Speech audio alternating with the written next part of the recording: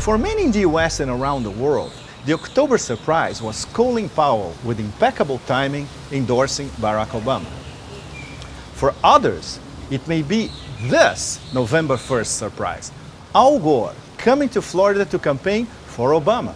Take it from me, elections matter. Every vote matters. You don't know what's could go wrong on election day. Another immensely powerful symbol choreographed with perfect timing, 80 years after Gore won the popular vote and was made to lose an election in Florida. But then, the October surprise might be the return in audio or video of Osama bin Laden.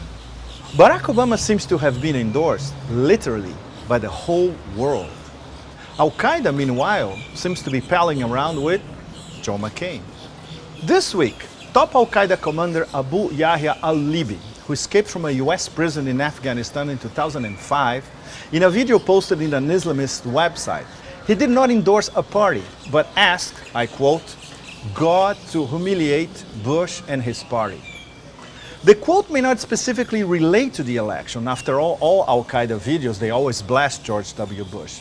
But earlier, in October 22, at the Al-Hezbollah website, a message in an Al-Qaeda forum stated that Al-Qaeda will have to support McCain in the coming elections, so he continues the failing march of his predecessor, Bush.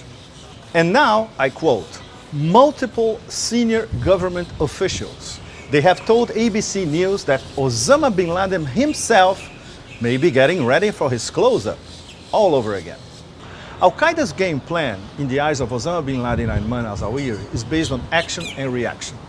A terrorist attack against the US is met by a counterattack, a massive counterattack by the US against a Muslim country or countries. This way, Al-Qaeda reasons, while Salafi jihadists, they get to expand their grip in the Muslim world, civil liberties inside a paranoid US, the way Al-Qaeda sees, are totally under siege. Al-Qaeda ideology believes that this would eventually provoke a violent reaction from the American people. And then the US government will have to quell a domestic revolt and scale down the worldwide empire of bases, the Pentagon budget, and what Islamists see as a war against Islam. So how does John McCain serve Al-Qaeda's purposes? As a hot-tempered ultra-hawk, impetuous, the way Al-Qaeda describes him, surrounded by neocons and bound to prolong indefinitely the wars in Iraq, Afghanistan, and maybe somewhere else.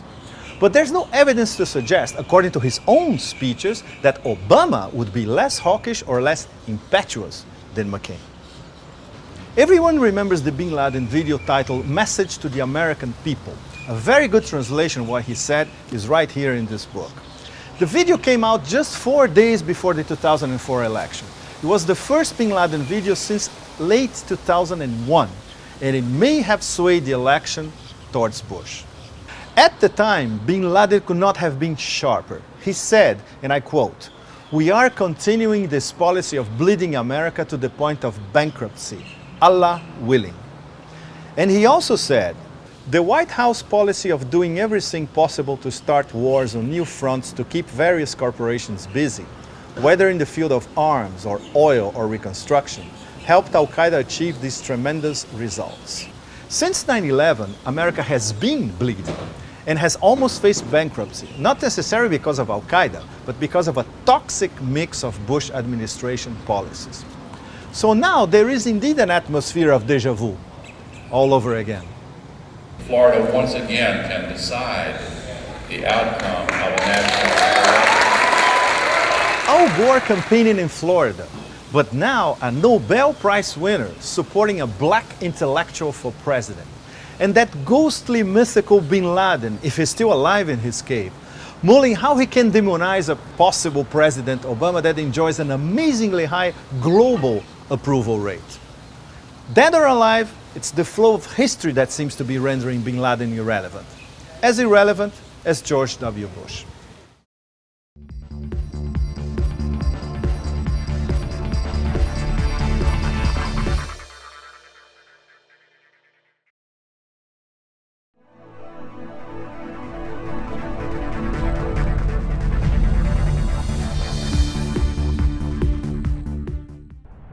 Donate today and receive a new documentary film available to members of the Real News Network. The History of the National Security State with legendary author Gore Vidal. Bonus features of the DVD include an in-depth response to Vidal from ex-CIA analyst Ray McGovern, who served under 7 U.S. presidents, an exclusive interview with Colin Powell's former Chief of Staff Larry Wilkerson, and an insightful interview with oil policy analyst Antonia Juhas. The news magazine of the screen. Living glimpses of history in the making. Hollywood and Washington is a symbiotic relationship. They both deal with illusions. Reality doesn't often play much of a part. I think I saw through the myth of the Cold War almost from the beginning. I was a Washington political kid from a political family. Roosevelt first had radio because he had this great speaking voice and everyone liked to hear. Truman proceeded to break every arrangement that Roosevelt had set up for a peaceful coexistence. And Truman thought that it would be a good idea. Why not just stay armed all the time? And then he devised the national security state. You've got to go up and swear allegiance to the United States or else you're a commie.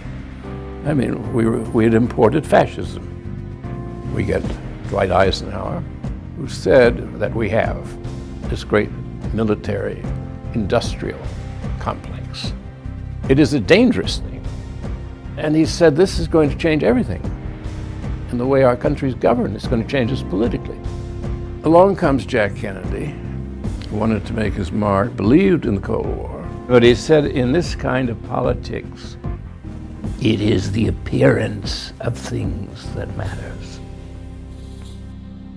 I think everybody should take a sober look at the world about us. The national security state still exists, only it isn't communism anymore, it's terrorism. This is the most serious thing that has happened in the history of the United States. Knowledge is power. We need an honest news system. We need the real news. This is the sort of thing we can build right now without anyone else's permission from the government or from the business community. It's the power's in our hands. If we're not going to sleepwalk into more wars, we think we need to start with a television news network that won't bow to pressure and has the courage to seek facts. And that means independent economics. And that's why we need you. Make a tax-deductible donation now of at least $10 a month or a one-time give of at least $75. As a thank you for your support, we will send you the new documentary film, The History of the National Security State.